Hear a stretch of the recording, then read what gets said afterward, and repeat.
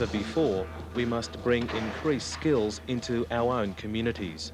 The more choices and opportunities there will be for those people. The community, as well as individuals, will benefit as a result.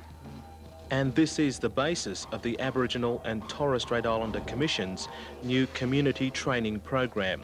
It's community-based, it's initiated by the community, for the community. But because it's an Australia-wide program, it needs to be coordinated nationally from ATSIC in Canberra through its state and regional offices and into communities and community organisations.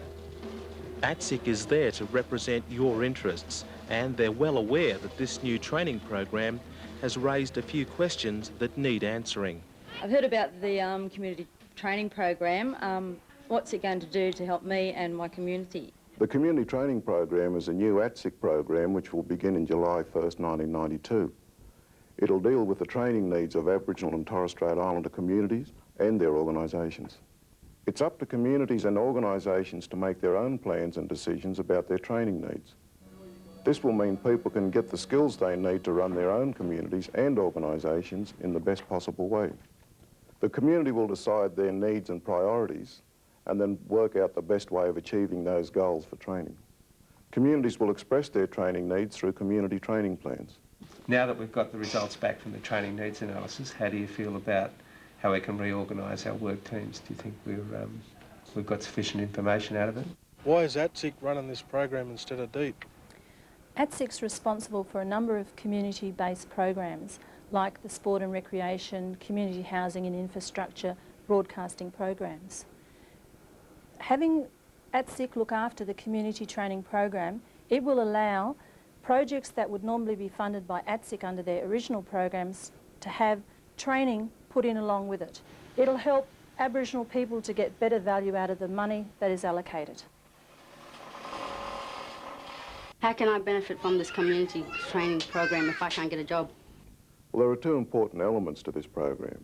The first will be to upgrade and improve the skills of those already employed, and the second will help, provide training to Aboriginal and Torres Strait Islander people who wish to work within their community or their local Aboriginal community-controlled organisation.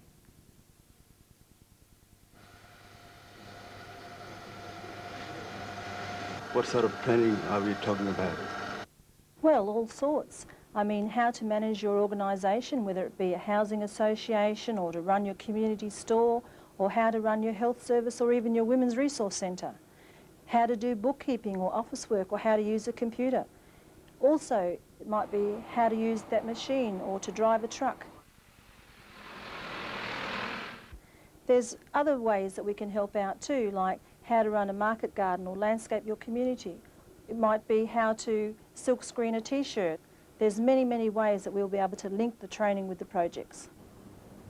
Even training in developing a training plan or other types of projects. In fact, any training that is necessary for an organisation to meet its goals and to improve its ability to be self-managing.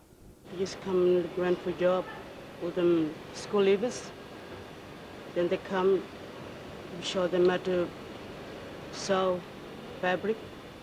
We're supposed to develop the community training plans. Why? The training plans are very important because they get us all thinking along the same lines. Funds are available for community organisations to develop training plans. Under this program, funds will be provided to Aboriginal and Torres Strait Islander organisations, not the individuals. That way, the organisation and the individual both benefit. The training plans will cover a 12-month period and will list training needs, goals, and the results the community wants. First one's Bathurst Island Housing Association. Basically, what it means is working out what you want and why, putting it in writing, then submitting it to ATSIC. Planning will help organisations and communities to establish a long-term approach to achieve their goals. I guess we'll have a lot of new field officers coming around. Well, some field officers will be the same, but there will be some new faces.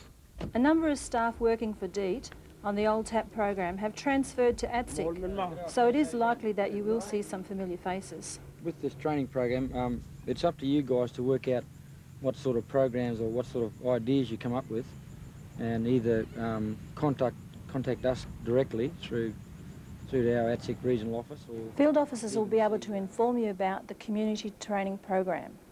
They'll be able to help you with any difficulties you have in preparing the training plan or submissions. You say there's money available. Now, how do we go about applying for it? As with any ATSIC program, organisations will need to fill out application forms.